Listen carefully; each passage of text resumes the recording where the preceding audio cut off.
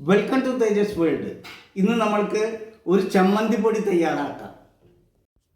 വേപ്പില നല്ലതുപോലെ ചട്ടിയിലിട്ട് അതിൻ്റെ ജലാംശങ്ങൾ നഷ്ടപ്പെടുന്ന രൂപത്തിൽ ചൂടാക്കുക.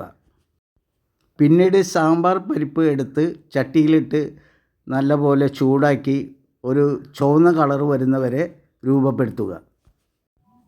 പിന്നീട് ഉഴുന്നുപരിപ്പ് ഇതേമാതിരി ചൂടാക്കി മാറ്റുക. അരമുറി തേങ്ങ ചെറിയത് നല്ലപോലെ വറുത്തെടുക്കുക. ഇത് ഏറെ ഔഷധ ഗുണമുള്ള ഒരു ചമ്മന്തിപ്പൊടിയാണ്. അടുത്തതായി കുരുമുളകും ചെറുതാക്കി അരിഞ്ഞ ഇഞ്ചിയും കൂടി വറുത്തെടുക്കുക. ആവശ്യത്തിനുള്ള ഉപ്പും ഇതോടുകൂടെ ചൂടാക്കിയെടുക്കണം. ജലാംശം പരിപൂർണമായി ഒഴിവാക്കണം.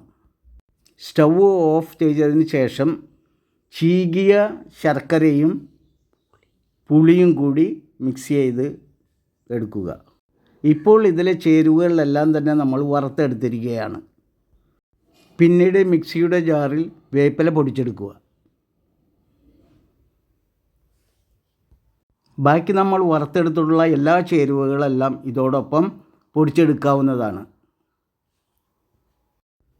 സ്വാദിഷ്ടമായിട്ടുള്ള ഈ ചമ്മന്തിപ്പൊടി നല്ല തരത്തിൽ ആയുർവേദ വിധിപ്രകാരമുള്ള ഔഷധ ഗുണമുള്ള ഒന്ന് തന്നെയാണ്.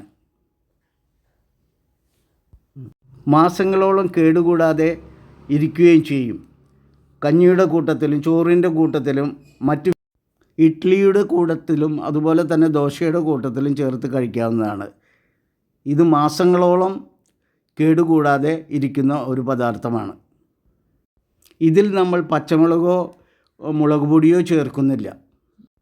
കുരുമുളക്, ഇഞ്ചി, വേപ്പില മുതലായവയെല്ലാം ദഹന പ്രക്രിയയ്ക്കും അതുപോലെ തന്നെ വളരെയധികം ആയുർവേദ ഗുണമുള്ള ഒരു രുചിക്കൂട്ടാണിത്.